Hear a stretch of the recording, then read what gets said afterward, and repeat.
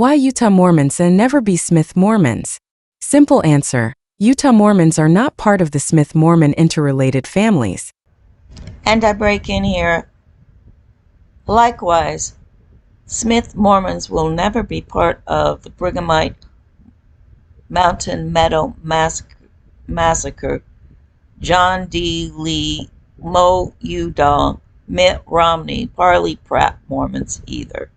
So the Utah hierarchy prides itself on its Mormon blood relationship.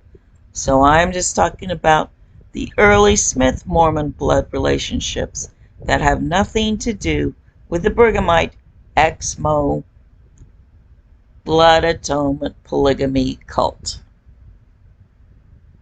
This is why Utah Mormons despise Smith and Nauvoo Mormons.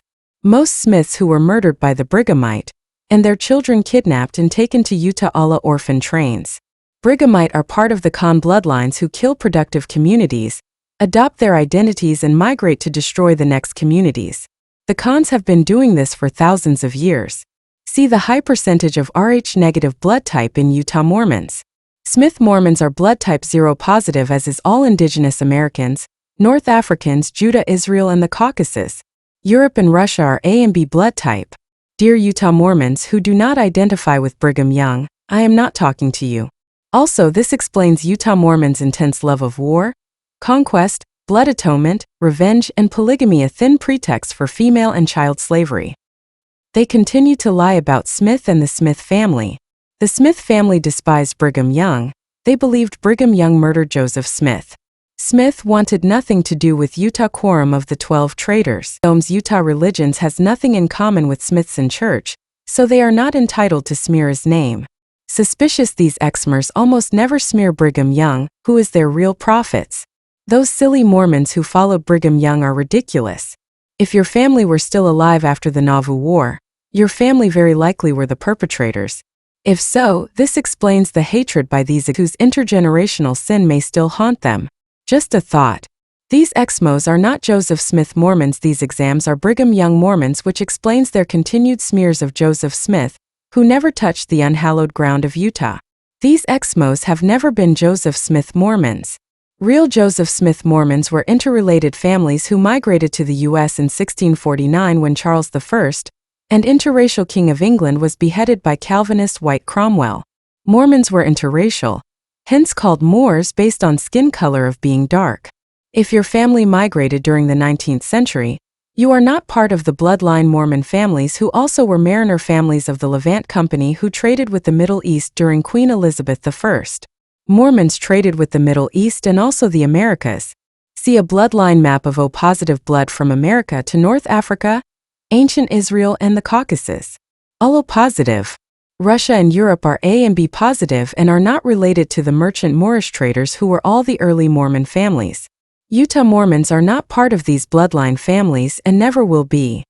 And I again interrupt to just remind you that the Mormon hierarchy does meticulous genealogy to trace all leadership to the Mormon Mountain Meadow Massacre and those parties who were included as the perpetrators, which are the Pratts, the Udalls, John D. Lees. Rex Lee was a Solicitor General.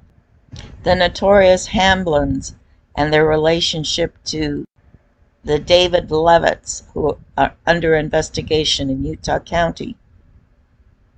All of them are related to the Mountain Meadow Massacre. These are ExMos of Brigham Young polygamy blood atonement cult that is still murdering, blood atoning, and wife swapping to this day. See Lori Vallow and Chad Daybell, who blood atoned their own children. These are not Joseph Smith Mormons but Brigham Young Church of the Firstborn blood atonement polygamy cult. Back to the hearing on the Nauvoo expositor. The courtroom-like trial against the Nauvoo expositor centered on the crimes of the laws, and not the phantom polygamy of Joseph Smith. The city council included the following discussion of the crimes committed by the Law, Fosters, Higbees, and Joe Jackson. 1. Law offering $500 to assassinate Joseph Smith. 2. Wilson Law rape of orphan girl. 3. Joseph Jacob's plan to kidnap Hiram's oldest daughter and kill the Hiram Smith family. 4. Expositor printing press being used for counterfeiting. 5. Jackson recruiting partners in the counterfeiting operation. 6. Laws with 6 Missourians all drunk assaulting Smith home late at night. 7. Dr. Foster pulling a gun on Joseph Smith demanding his Mormon license restored. 8. Higby contracting a venereal disease from a prostitute and the risk of it spreading. 9. Plotting with Warsaw Signal and Sharp to overthrow Nauvoo and destroy it. Ridiculous. The ExMos want to blame Smith death on a fairly accepted alternative marriage style practice by multiple alternative communities around the U.S. While Jacob Cochran was incarcerated for immorality, other communities thrive, such as Sunnybrook Farm and the Oneidas. So the next time you hear an ExMo criticize Joseph Smith, just remember they never were a part of the Joseph Smith Mormons. They always belong to the Brighamite, Blood Atonement, polygamy cult, and they should be pointing their fingers at Brigham Young. But for some reason, they have an intergenerational hatred for Joseph Smith and want to accuse Joseph Smith of all the crimes they've committed.